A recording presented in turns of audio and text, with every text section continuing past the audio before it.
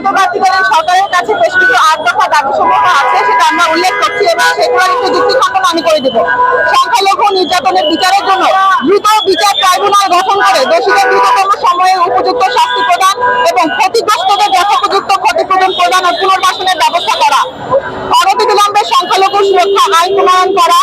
সংখ্যালঘু বিষয়ক মন্ত্রণালয় গঠন করা। সংখ্যালঘু হিন্দু ধর্মীয় কল্যাণ ট্রাস্টকে হিন্দু ফাউন্ডেশনে উন্নত করতে হবে এবং তার সাথে আমরা এও দাবি করেছি যে বৌদ্ধ খ্রিস্টান ধর্মীয় কল্যাণ ট্রাস্টকেও ফাউন্ডেশনে উন্নত করতে হবে। দেবত্ব সম্পত্তি পুনরুদ্ধার ও সংরক্ষণ আইন প্রণয়ন এবং অর্পিত সম্পত্তি প্রত্যর্পণ আইন যথাযথ ব্যবস্থা গ্রহণ করতে হবে। সরকারি বেসরকারি বিশ্ববিদ্যালয় কলেজের সংখ্যালঘু শিক্ষার্থীদের জন্য উপাসনালয় নির্মাণ এবং প্রতিটি হোস্টেলের প্রার্থনা কক্ষে বরাদ্দ করতে হবে। সংস্কৃত ও পালি শিক্ষা বোর্ডকে আধুনিকায়ন করতে হবে এবং শারদীয় দুর্গাপূজায় 5 দিনের ছুটি দিতে হবে। পাশাপাশি প্রতিটি সংখ্যালঘু সম্প্রদায়ের প্রধান ধর্মীয় উৎসবে প্রয়োজনীয় ছুটি প্রদান করতে হবে। আপনারা জানেন যে সংখ্যালঘু বিচারের জন্য আমরা একটি সংখ্যালঘু সুরক্ষা আইন চেয়েছি।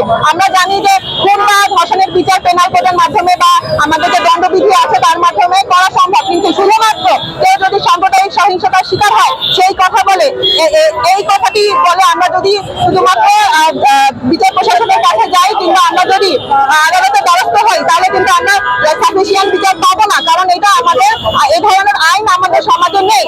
কিন্তু এটি একটি ধারাবাহিকতা এবং প্রবণতা দেখা যায় হিন্দুদের উপরে এবং অন্যান্য সংখ্যালঘু সম্প্রদায়ের উপরে রাজনৈতিক পট পরিবর্তনে হচ্ছে সাম্প্রদায়িক হামলাগুলো হয় এবং তার জন্য যাতে মানুষ যারা ভিকটিম হয়েছে তারা যাতে সাফিসিয়েন্ট বিচার পেতে পারে তার জন্য আমরা একটি আইনের ব্যবস্থা করছি এবং মন্ত্রণালয় গঠন করার দাবি জানাচ্ছি, যাতে করে এই বিষয়গুলো সঠিকভাবে নিরূপিত হতে পারে এবং যাতে সংখ্যালঘু যারা ভিকটিম হচ্ছে তারা সঠিক বিচার পেতে পারে এবং তাদের যাতে উন্নতি বাংলাদেশে তাদের যাতে অগ্রগতি যথাযথভাবে অ্যানালাইজ হতে পারে এবং তাদের কি প্রয়োজন না তাদের ভালো মন্দ এই সবকিছু দেখার জন্য একটা মন্ত্রণালয় অত্যন্ত গুরুত্বপূর্ণ।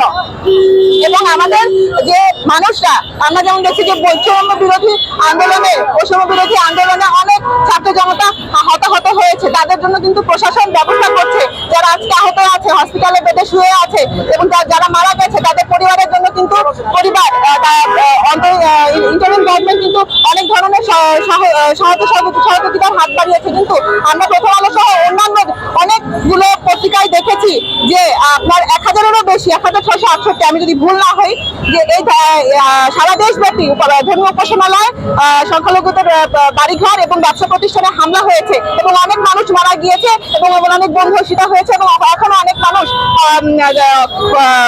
আহত অবস্থায় আছে। এই জন্য আমরা চাচ্ছি এবং অনেক মানুষ এর মধ্যে দেশ ছাড়া হয়েছে, আমরা চাচ্ছি যে তাদের যারা ক্ষতিগ্রস্ত হয়েছে তাদের যেমন করে বৈষম্য বিরোধী আন্দোলনের মাধ্যমে আমরা দেখেছি যে তাদের ক্ষতিগ্রস্তদের পুনর্বাসনের ব্যবস্থা করা হয়েছে, যাদের আজকে বাড়িঘর ভেঙে গিয়েছে, যাদের আজকে মন্দিরটা লুট হয়েছে, যাদের আজকে ব্যবসা প্রতিষ্ঠান যারা আজকে পথে বসে গিয়েছে তাদেরকেও যেমন করে অন্তর্বর্তীকালীন সরকার চিহ্নিত করেছে যে তারা ক্ষতিগ্রস্ত হয়েছে, তেমনি ভাবে ক্ষতিগ্রস্তদের পুনর্বাসনেরও ব্যবস্থা দাবি আমরা জানাচ্ছি এবং জোরালো ভাবে জানাচ্ছি, যাতে করে তাদের ফিউচার বাংলাদেশে ভবিষ্যৎ সুনির্মিত হতে পারে। ধন্যবাদ।